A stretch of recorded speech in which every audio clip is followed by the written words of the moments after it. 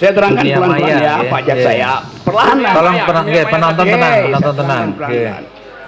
Pertama, you pakai istilah pro kontra. Pro kontra itu maksimal yang satu puji, yang satu caci. Kalau dua-dua puji itu hanya pro-pro. Nangkap Pak? Ya. Kalau duanya mencaci artinya kontra-kontra. Ya. Dunia ini pro kontra. Anda tidak bisa mengusulkan Anda pro kontra tapi saling puji aja ya. Anda pro kontra tapi saling caci. Jadi secara logis definisi Anda itu cacat di dalam definisi. Oke. Tenang, sekali lagi tenang, tenang. Oke. Kalau saya bilang bangsa tuh Jokowi, Anda akan bilang Anda maki. Orang itu lagi berbaring memaki-maki kalimatnya bangsat, tetapi sebetulnya dia lagi gembira. Bagaimana you cari representasinya itu?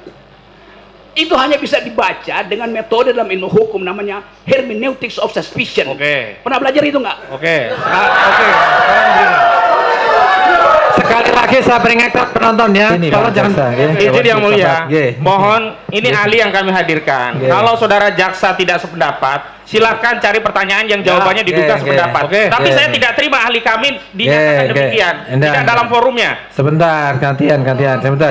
Dan justru ini mengkonfirmasi dendam seorang jaksa. Gini, sebentar. Semua punya hak yang sama. Tolong, siapa yang berteriak itu tolong keluar. Lakukan faulty argument itu. Anda sendiri bilang itu dunia maya. Lalu Anda bilang mesti ada kegiatan fisik nggak di dunia maya? Bagaimana mungkin dunia maya ada kegiatan fisik? Kan saya melihatnya kan itu kan tidak boleh dimanai sempit sekarang dengan perkembangan teknologi dan sudah. Sebentar. Ini terakhir ini. Secara pribadi, saudara percaya nggak dengan informasi yang disampaikan oleh Bambang Tri? Saya ingin informasi itu diuji di wilayah akademis. Nggak, saya tanya percaya atau tidak? Tunggu sebentar. Berkaitan dengan hoax dan bohong tadi, ini saya akan menanyakan tentang ini karena ini berbicara tentang tadi ada kedunguan, ada itu kita berbicara logika saja. Saudara Ali bisa kita katakan bahwa saudara Ali pakar logika. Kita harus berbicara itu logik, ya. Ini saya melihatnya begini, tidak kita flashback aja ke belakang, kayak gitu bahwa kalau ditanyakan yang dimana penasihat hukum tadi menanyakan ini sebenarnya yang dengki atau mungkin dendam itu siapa ke siapa, sebenarnya di luar konteks itu. Kami tidak akan melihat sebagai mens rea atau mungkin motivasi, itu akan kami kejar ketika dalam pemeriksaan terdakwa.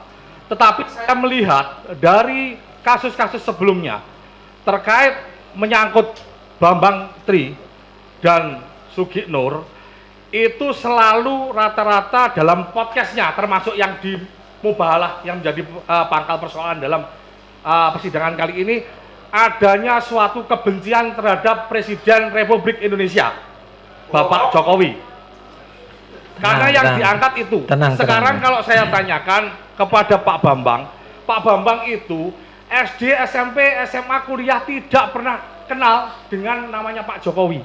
Tapi dalam sebentar, nggak usah dikomentari dulu. Dalam bukunya Jokowi Undercover 1 maupun Jokowi Undercover 2 yang katanya belum terbit, Jokowi Undercover 1, saudara ahli tahu bahwa gara-gara membuat buku itu yang saya tahu kalau memang itu penelitiannya itu sesuai dengan data, kayak gitu ada semacam harusnya bedah buku. Ngundang misalnya saudara ahli mengatakan itu kalau misalnya diuji di pakar-pakar atau mungkin di universitas. Sebentar Pak, terdakwa tenang dulu, nanti ada gilirannya. Sebentar. Tidak pernah dilakukan oleh yang bersangkutan. Sebentar. Gini aja, mungkin bisa dipersingkat Pak Jaksa, to the point saja, biar bisa dipersingkat. Ada verifikasi data, pembanding data. Kami hadirkan kepala sekolah dengan data-data yang ada meskipun kami ini hanya dalam berkas perkara hanya ijazah itu fotokopi tapi terlegalisir oleh yang membuat dalam hal ini sekolah. Sebentar, saudara terdakwa bisa tenang tidak? Itu kalau saudara tidak bisa tenang saya suruh keluar nanti. Kalau dibandingkan kami belum saling membandingkan karena ada studi komparatif atau mungkin pembuktian saling pembanding dalam pemeriksaan terdakwa nanti. kami mempunyai bukti otentik dalam artian meskipun fotokopi tapi terlegalisir dikeluarkan. Oke, sebentar, gini aja, sebentar sekali lagi, saudara nanti saya suruh keluar nanti. Kami belum tahu dari pihak Pak Bambang ini palsunya di mana, ya? Apakah dia punya fotokopi sebagai kami yang terlegalisir? Kita tidak tahu. Pertanyaannya aja Pak Jaksa. Pertanyaannya. Apakah itu? Terus kemudian yang viral kemarin bahwa sebelum ke persidangan hari ini ada saksi kami hadirkan Joko Wahyudi. Saudara terdakwa itu dalam konten YouTube-nya bilang tembak kepala saya, ya kan, ijazah SD, SMP, SMA Pak Jokowi itu palsu karena nyuri ijazahnya Pak Joko Wahyudi. Sementara Joko Wahyudi kami hadirkan dan ijazahnya tidak hilang. Ya dicuri dong. Sebentar, sekali lagi saudara bisa tenang nggak? Itu kebohongan. Tolong terdakwa tenang ya. Atau ini suatu bentuk kedunguan?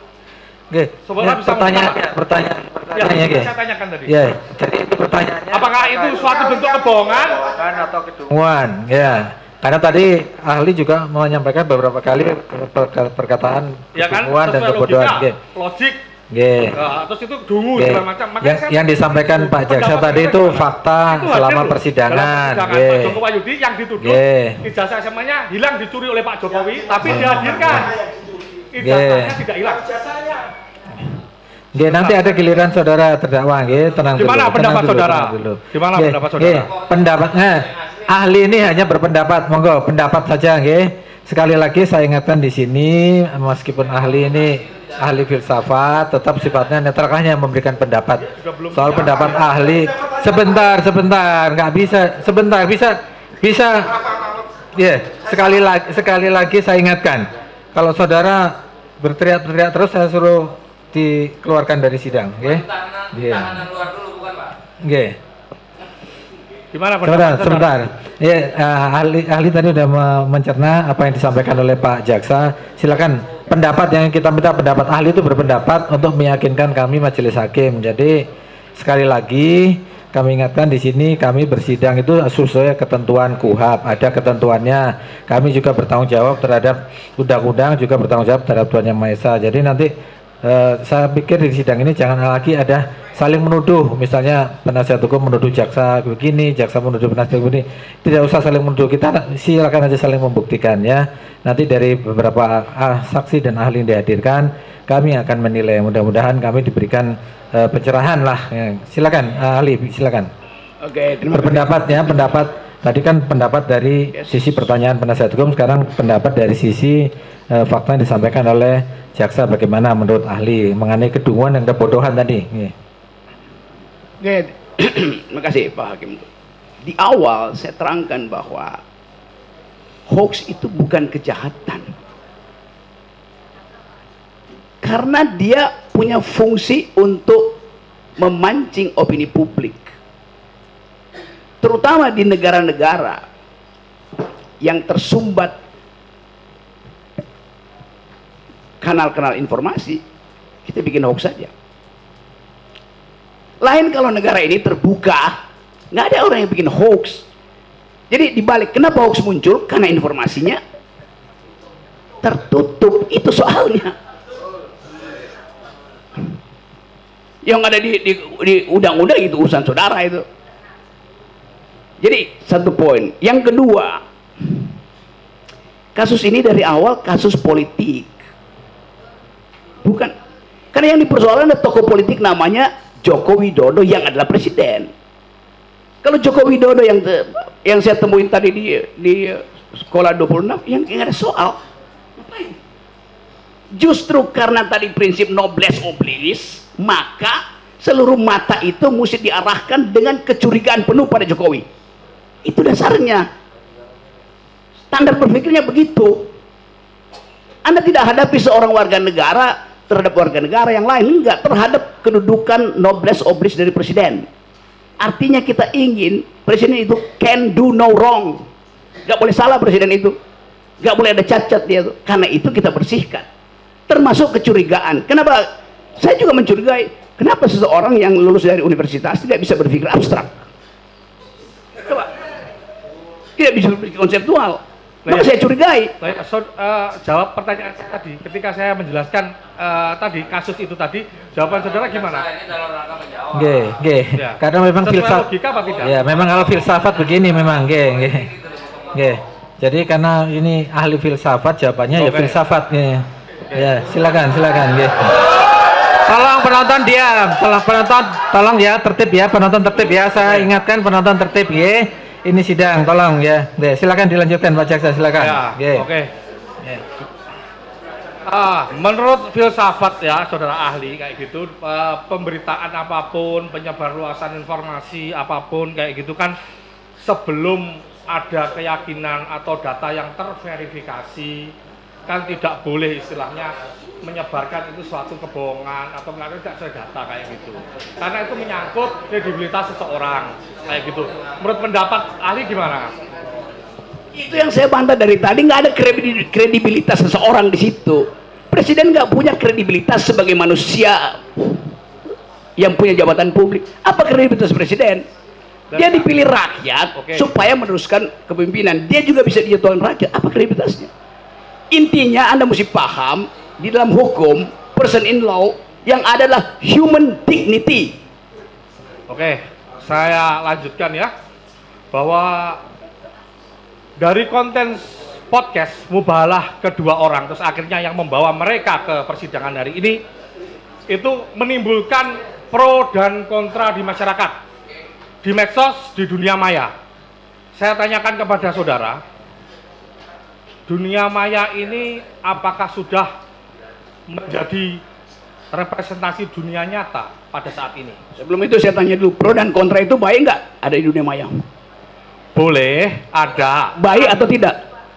Pro kontra itu kalau misalnya sekarang kita melihat tidak ada saling mencaci maki, saling kebencian, normal-normal saja nggak apa-apa ahli. Oke, karena di sini menimbulkan antara mereka, mohon maaf, mereka yang pendukung pemerintah, dalam arti ini Presiden Jokowi, dengan mereka yang kontra pemerintah, itu terjadi debat kusir yang tidak tahu jeluntrungannya, alurnya selesainya kapan, malah timbulnya perpecahan, kebencian, kayak gitu. Menurut saudara, hal ini itu sudah representasi di dunia nyata apa belum?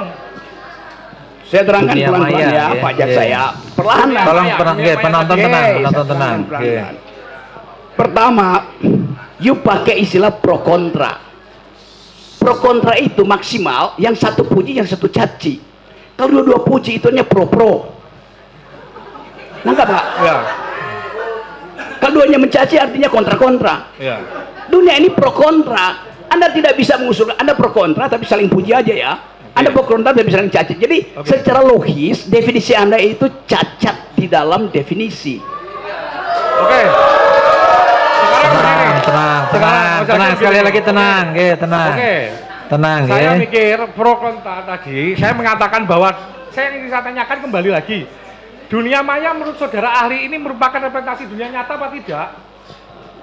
Dunia maya itu, perhatikan ya kalimat saya, sesuatu yang diupload ke dunia maya mengalami abstraksi.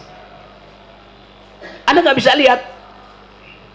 Kalau saya bilang bangsa tuh Jokowi, Anda akan bilang Anda maki. Orang itu lagi berbaring memaki-maki, kalimatnya bangsat, tetapi sebetulnya dia lagi gembira. Bagaimana cari representasinya itu hanya bisa dibaca dengan metode dalam ilmu hukum namanya hermeneutics of suspicion. Pernah belajar itu nggak? Sekali lagi saya peringatkan penonton ya, tolong jangan teriak-teriak. Ini sidang ya.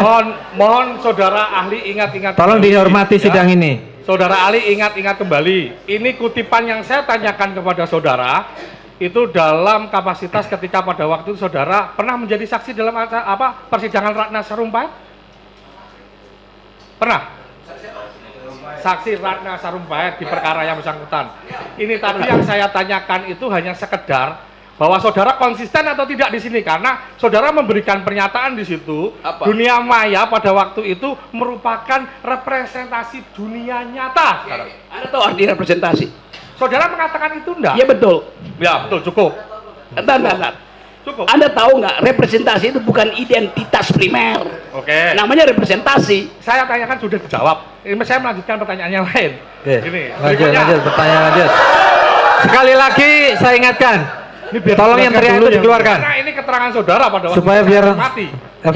Ini. Tadi sekedar itu ya cuma sekedar yang Anda bacakan, panjang lebar saya terangkan di situ. Ini saya kutip. Oke, kutip ya panjang lebarnya. Timbul pro kontra di masyarakat, di medsos, di dunia maya.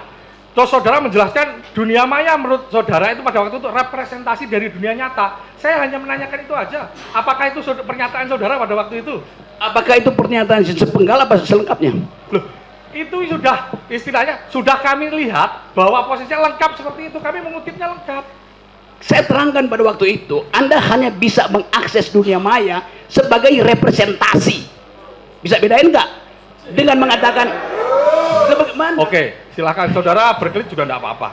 Ini kemudian ini memang jawaban filsafat seperti ini Pak Jaksa. Izin yang mulia, mohon ini ahli yang kami hadirkan. Kalau saudara jaksa tidak sependapat, silakan cari pertanyaan yang jawabannya diduga sependapat. Tapi saya tidak terima ahli kami dinyatakan demikian, tidak dalam forumnya. Sebentar, gantian. Sebentar. Dan justru ini mengkonfirmasi dendam seorang jaksa. Enggak, gini, sebentar. Semua punya hak yang sama. Tolong, siapa yang berteriak itu tolong keluarkan. Yang berteriak itu keluarkan yang suka berteriak itu keluarkan. Dari tadi saya memperhatikan penonton tidak tertib, keluar masuk saya. Tolong jangan berteriak ya, dukung kami dengan tertib. Kalau memang mendukung silakan dengan tertib. Kita lihat sidang-sidang di tempat lain itu bisa tertib, kenapa di sini tidak? Terus ini dua pertanyaan terakhir ahli ya. Silakan Pak Jaksa. Dalam konteks kekinian atau masa kini bahwa memaknai keonaran atau onar itu kan tidak dalam artian yang sempit karena dengan majunya teknologi dan perkembangan zaman, ya kan?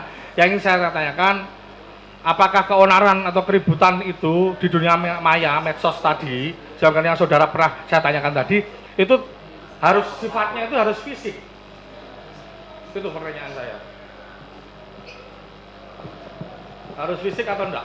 Huru-hara, pukul-pukulan, bakar-bakaran kayak gitu, keributan di dunia medsos, maya antara pro kontra, itu apakah bisa memenuhi kualifikasi keonaran atau onar? Itu namanya faulty reasoning, namanya red herring gitu. Bisa di Indonesia kan? Bisa, bisa. Saya ajarin sedikit. Istilah filsafat saja harus diterangkan. Saya ajarin sedikit ya. Ini lagi sibuk orang nyari kambing hilang itu.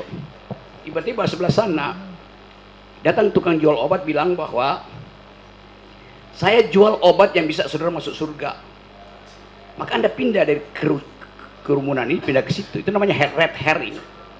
Mengambil atensi lain dari hal yang lagi dipercakapkan. Anda lakukan faulty argument itu. Anda sendiri bilang itu dunia maya. Lalu Anda bilang mesti ada kegiatan fisik nggak di dunia maya? Bagaimana mungkin dunia maya ada kegiatan fisik? Kan saya melihatnya kan itu kan tidak boleh dimanai sempit sekarang dengan perkembangan teknologi dan sudah sebentar. Ini terakhir ini silakan terakhir dari saya. Ini kembali lagi tentang keonaran tadi, pro kontra ya, dari segi bahasa menurut saudara apakah bentuk suatu keonaran atau onar? Terus berikutnya ini ahli filsafat ya, ini kegaduhan di medsos apakah bisa diartikan sebagai bentuk keonaran? Itu aja penegasan saja. Penegasan, Hukum itu dilakukan dengan dua maksud.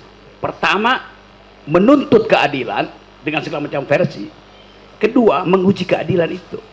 Karena itu ada peran devil's advocate, advocatus diaboli bahasa Latinnya, yang memang tugasnya membuat keonaran. Anda lakukan hal yang sama, ini semua keonaran. Kan itu maksudnya. Iya nggak fisik, tetapi nggak boleh.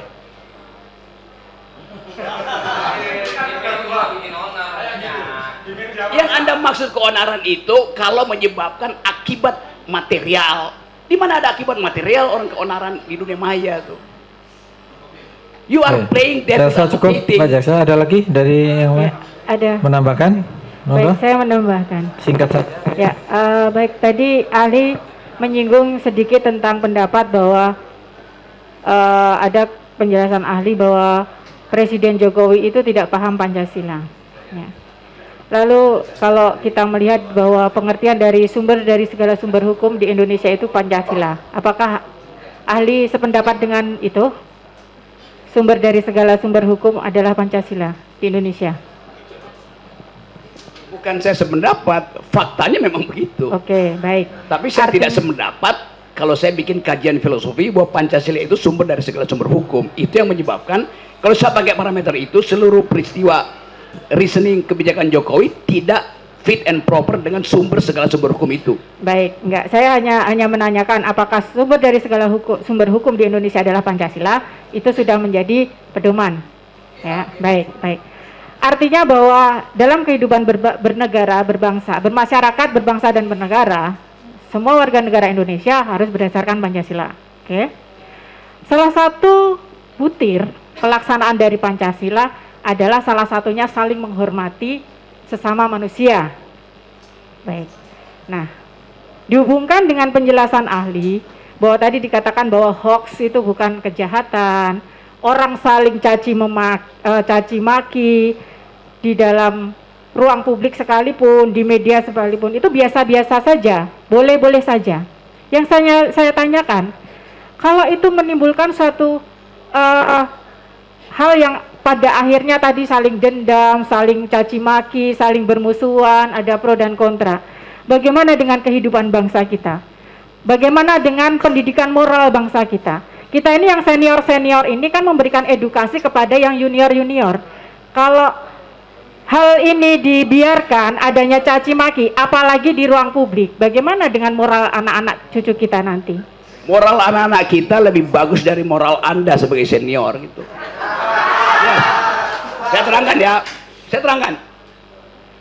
3 jam lalu seorang anak SD umur 14 tahun wawancara saya di ruang rapat situ. Dia anak SMP, matanya cacat.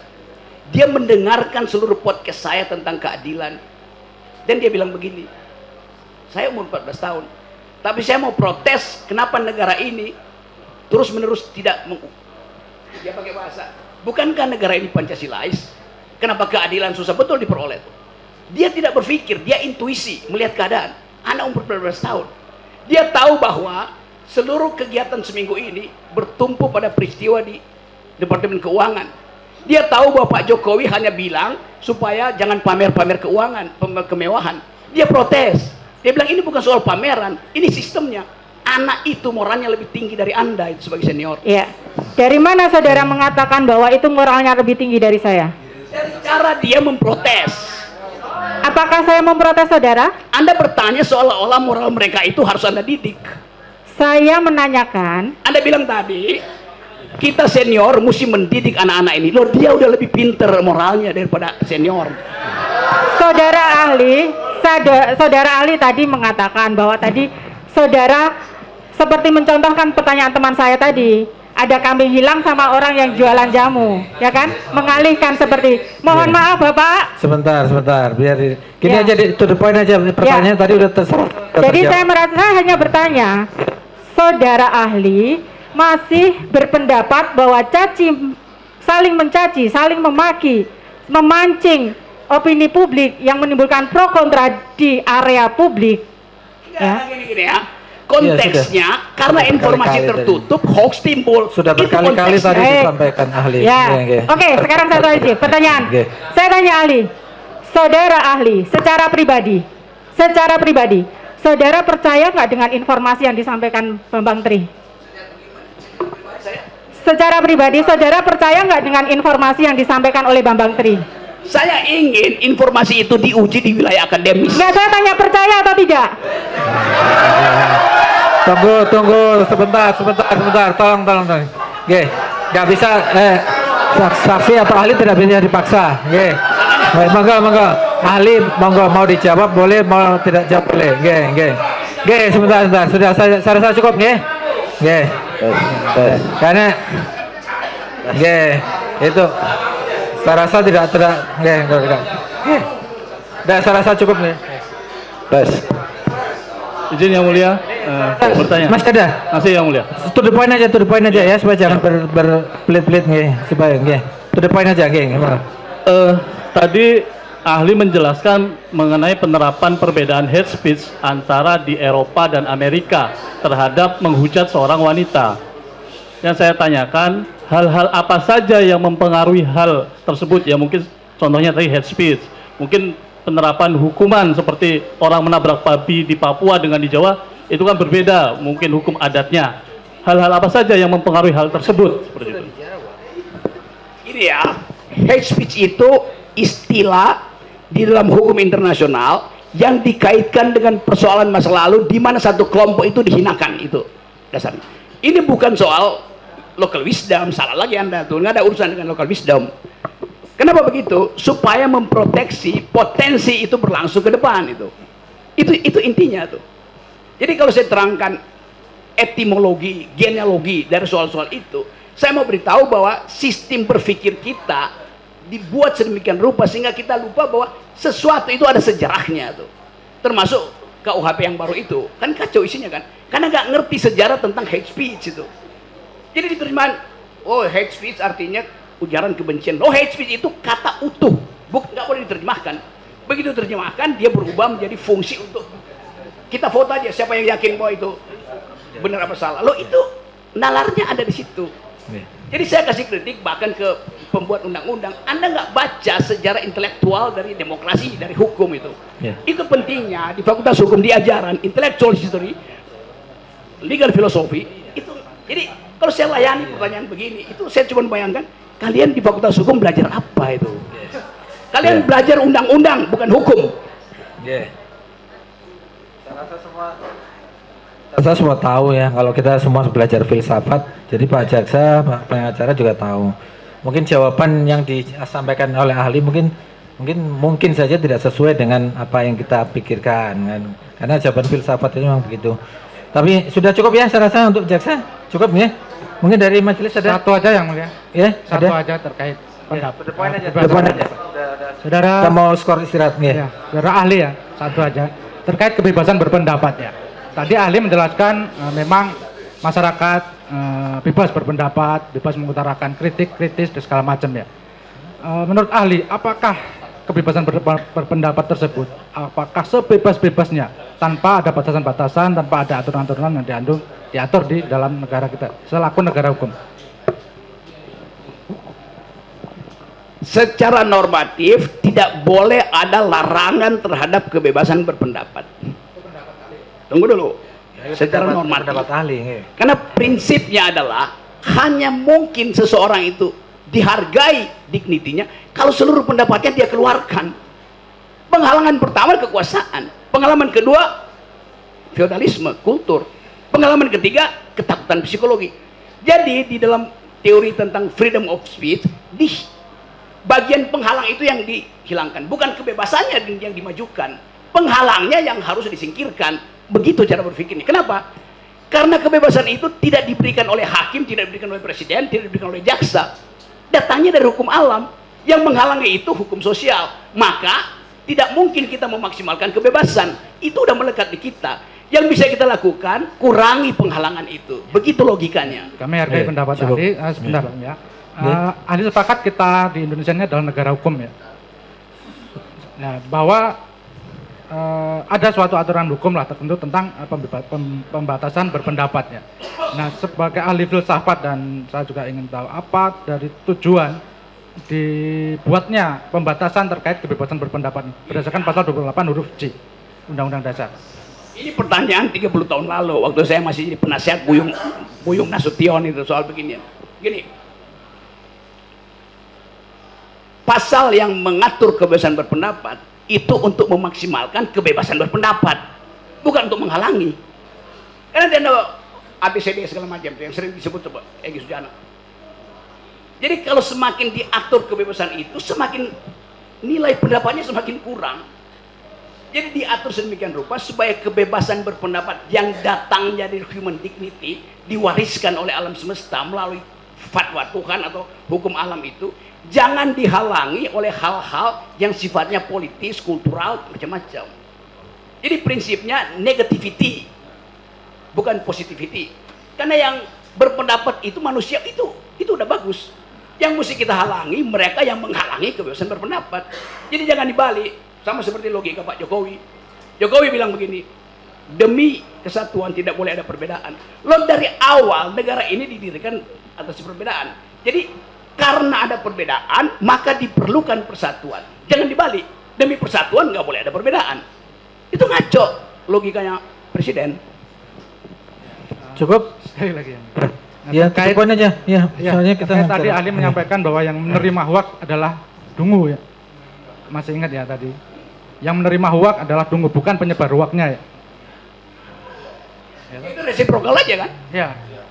Ya, apakah ahli pernah menerima suatu hoak yang kemudian menyebarkan hoak tersebut? Nggak pernah saya nyebarin hoax. Ya. Waktu perkara Ratna Sarumpait, pernah Anda menyebarkan bahwa... Kapan saya sebarkan itu sebagai hoax? Anda mengetweet, mengatakan bahwa... saya terangkan ya. Anda nggak baca peristiwanya. Waktu peristiwa Ratna Sarumpait terjadi, saya ada di ketinggian 5.600 meter di Gunung Elbrus, suhu 26 derajat Celcius minus, angin 90 km. Bagaimana mungkin saya nge-tweet dari situ? Bagaimana mungkin? Saya ganti SIM card pakai Rusia. Di mana saya sebarin? Apa yang saya lakukan? Anda artinya nggak baca juga keterangan saya di pengadilan. Orang bilang saya nyebar hoax. Saya rasa ini udah di luar konteks ya. Lain. Bagaimana coba? Oke. Saya rasa cukup nih dari Jaksa. Mungkin terakhir dari majelis ada silakan.